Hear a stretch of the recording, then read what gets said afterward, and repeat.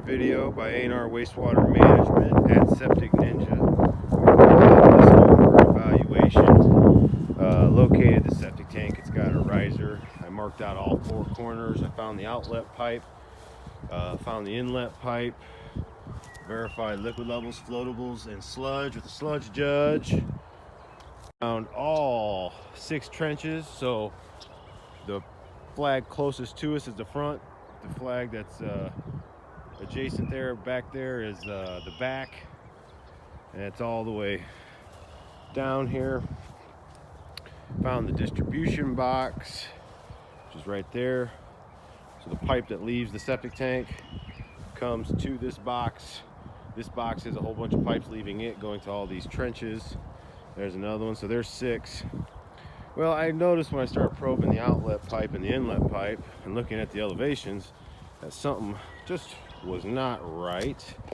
So sorry about this. So I'm gonna get a tape measure.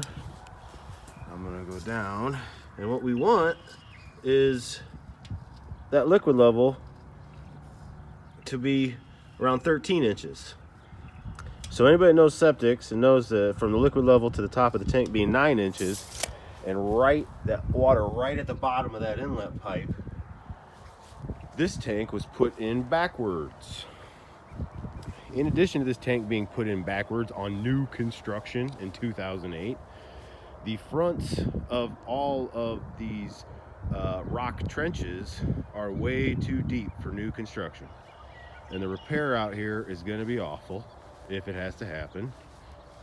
And last time I checked, you don't run the trenches down slope, which means that way you would run the trenches this way against contour. So one more reason to make sure you have a professional doing your septic, sewer, plumbing, and environmental services.